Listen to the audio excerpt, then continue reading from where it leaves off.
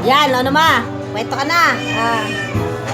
Nung mga taong 1982, ay 85 pala. Patong pa lang.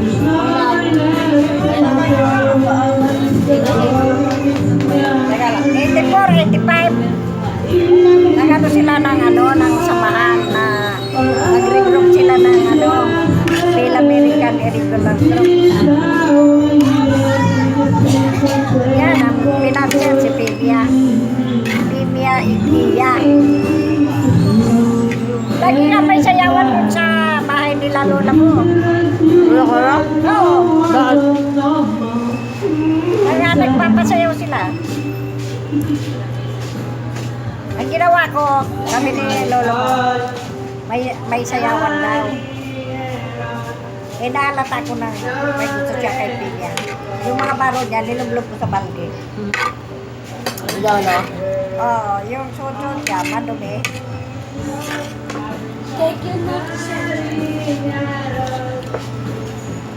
Tapos, Pero ma, never ka naman sinaktan ni Lolo. tapos, umuwi na sila. Sayawan sila. Umuwi na sila. Sabi ni Leslie sa akin, Mama, alam mo, nag-shake hands sila ni nag-abrasiti sila ni Papa, at si Pia. Sinumpong sa akin ni Leslie. Hindi siya nagkaanak kay Pemia. Ha? Hindi nagkaanak si Lolo kay Pemia. Ha? Ano magkaanak? Tanda na rin. Kung ba wala nang matanda nung araw. Bata pa si Lolo nun eh. Sabi ni Leslie, sinumbong ko kay lolo mo, sabi ni lolo mo, yang anyang Leslie na yan. Ha? Yan anyang Leslie na yan. Oh. Sumbong-sumbong pa niya. Mama doon sa Madilim, nag-abrasiti silang dalawa. Naganunan. Oh. Pinalo ni Lolo si Ate Leslie. Hindi naman yan namamahal. Bakit si Papa binubugbog niya? Ha? Ba't si Papa binubugbog ni Lolo? Di ba binubugbog ni Lolo? Matapang yun. Binata ka na, mag-brief ka na, hindi ka pwedeng palakad-lakad na walang puto, na kita putotoy mo. Binata ka na eh. Pagkatapos ito na. Sa bes, natulog doon si Juan, Pimia. Doon, dalawang kwarto ng bahay ni Obito. Doon na kami nakatira kasi yung bahay namin ay benta na niya. Doon sa kabilang kwarto, doon natulog yung si Pimia. Dito naman kami sa kabila, ang katabi ko, anak na kayong dalawa ni Lilian. Ang katabi ko ikaw, si Liet, si lolo mo, tsaka si Len. Nasa si Mama nun, tsaka si Papa? Si malaking Nasa si Mama nun, tsaka si Papa? Kuya silang Mindoro. Umuwi sila Mindoro. Oo. Dala-dala ka ni Papa mo sa akin. Kaya maliliit pa kayo ma. Iwan muna namin itong dalawa sa iyo kasi pupunta kami Mindoro. Isang buwan pa lang ata kayo pinanganak eh. Si Ate, Kati. Saan doon kinamari ko? Lando si Ate Kati kay Lola. Tapos, Yung mga panahon na yun, babaero pa si Lolo pala talaga nun. ating gabi. Masakit ang ulo ko.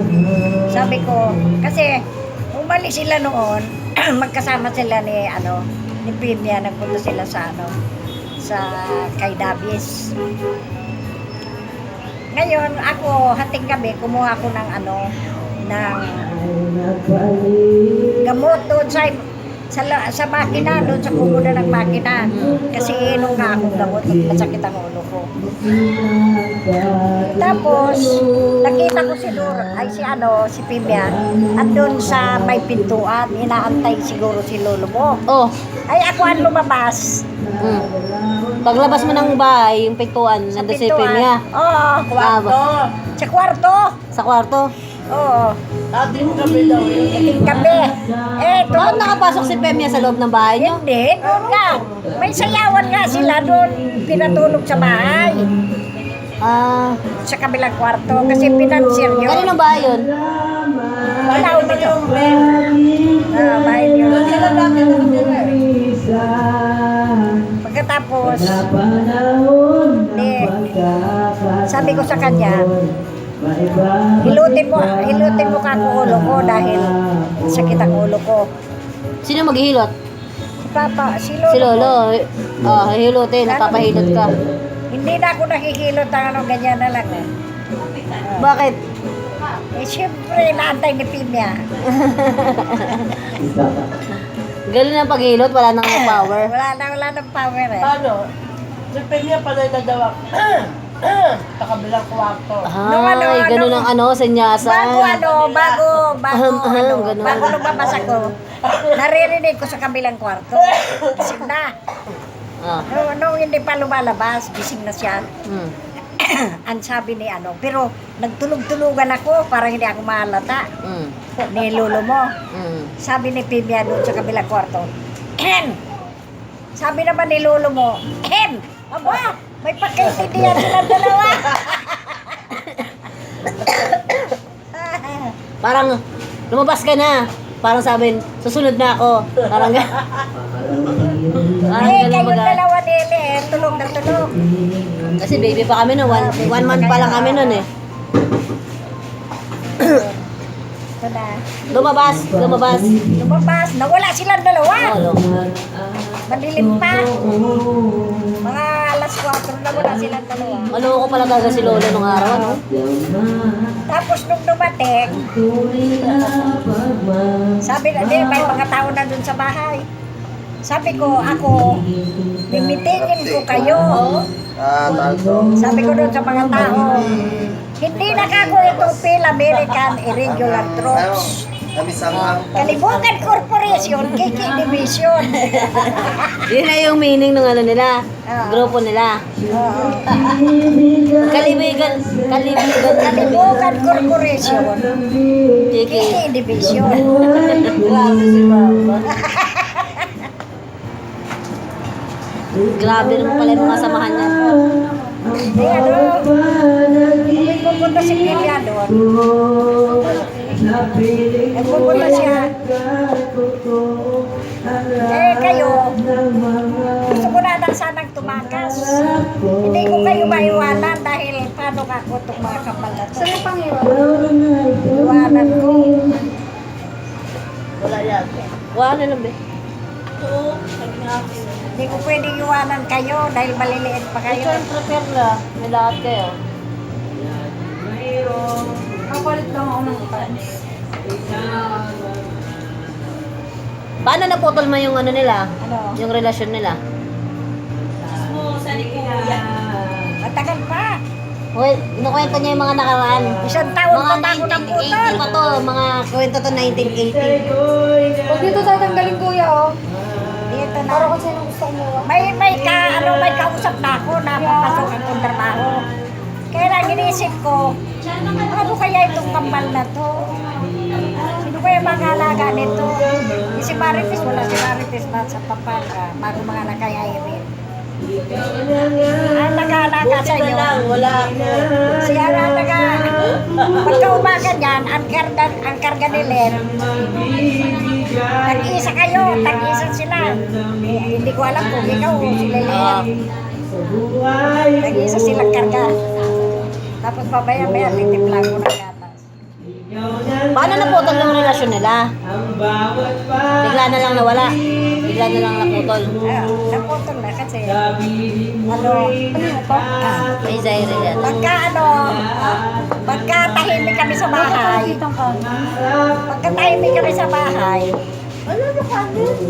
Oh. nagsisigaw ako. Sabi ko, hindi ko na talaga kaya. Sabi ko, Mga ganun ka na, sumisigaw ka na. Ha? Sumigaw ka ng ganun. Oo. Sobrang inis mo na kay Lolo. Tapos, saan ka na nagpunta nun? Hindi. Ang ginagawa niya, sabi niya tayo na sa Maynila. Di ba binigyan ka ni ni Manoy nila ng pamasahe? Ay, primero no, nagpunta ako kay Manay. Ah. Ano, Tumakas ako, primero. Punta ng Imalay, doon sa Quezon City. Nakakapagbiyahe pa ako ng mag-isa. Tapos, ay, punta na ko niya, sinundo agad ako niya. Sabi niya, umuwi ka, kasi baka doon na tumira si Pibia. Sabi niya sa akin, hindi umuwi ako. Pero bago ako pumunta sa ate ko, yung baro niyang yelo na binigay ni Pimya, kinuskus ko ng uling. Ayan, nilamo ko ng uling. Yung baro ni Pemya. Oh, yung baro niya na binigay kay lolo mo, parang ayaw ko nang ipasuot. Para hindi na suotin ni Lolo. Tapos, hinagir ko ang itim-itim. Tapos, may Mayangil mo pa. may kaakibat na papel na. Yung mga sulat ko doon, puro hinanakit. Ay, ganun. Oh, yung yellow page. Yellow page. Yellow papel. Baliktaran. Ano lang. Baliktaran yung ano, yung Kaso sulat. ngayon, Ay, hindi. Ito lang. Tapos, ito na, sinundan ako. Kasi sabi ni Manoy mo doon, Mama, maaga pa, pupunta ka na doon, baka abutin ka pa doon. Kasi kung natutulog kay Pimya, baka abutan ka pa niya, di ka makakalit. Maaga pa ako sumakay na. Natutulog na siya kay Pemya. Oo. Ang ginawa ko, umalis ako. Punta ako doon kay Mama. Sa Maynila. Bakit? Paano yun? Malis ka na, hindi ka niya naabutan. Di na. Kasi sinundan ako doon sa Maynila. pero ano pa yan sir? Pinauwi ako. Pero magkano sana ako ng trabaho. Wala pa akong trabaho, hindi na ako magpapakita kailan. Tapos, paano ba nagkabalikan kayo? Sarap, no? Pinauwi nga ako, kaya namunta ako doon kila Manay. Pinauwi ka uli sa Bicol? Hindi, sa bahay. Sa bahay? Sa Dasma? Sa Dasma. Tapos, pero sila pa rin ni Pemya pa rin? Oo, Pero umuwi ka pa rin? sila pa rin. Paano natigil yung relasyon nila? Ah, Paano nahinto na? matagal-tagal na, mga isang taon na. Isang taon nahinto rin. Ano pala talaga si Lolo? Pasaway pala talaga sa inong araw. Pagpa-check up naman sir. Punta yun naman doon. Kahit maraming tao, marami kami bisita. Pagka ginanyan niya, pagka ginanito siya si Lolo mo, dala doon sa kanila. Oo. Dinadala niya doon sakay sa jeep. Sabi niya sa akin, pagka sinakayan niya ako sa jeep, demanda mo anyang kidnapping. Bakit hindi demanda ko? Kung ayaw mo, hindi ka naman sasama, di ba? Ang ayaw ka ko, Ang ganda ng flowers. Diyan na. Kahit anong mangyari, kung ayaw, hindi sasama. Eh, sumasama naman eh, di ba yung gusto? May gusto. Diyan ang flowers. Tapos, ito na. Kailan po ito yun? Yung ano, Alam mo, medyo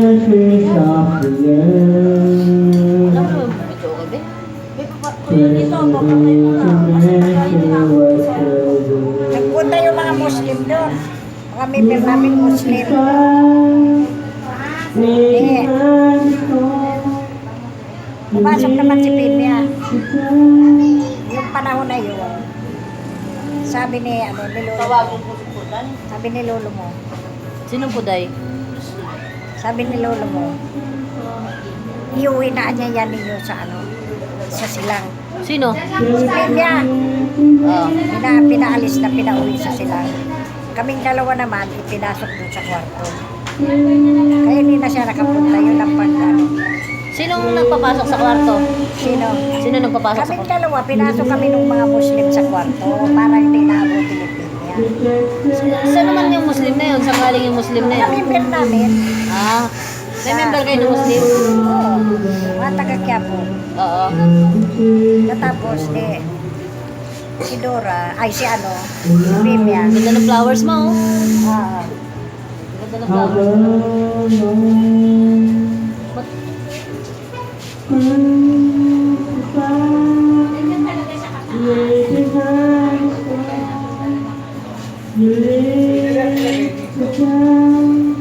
Wait lang, ma. Dito na lang banda, oh.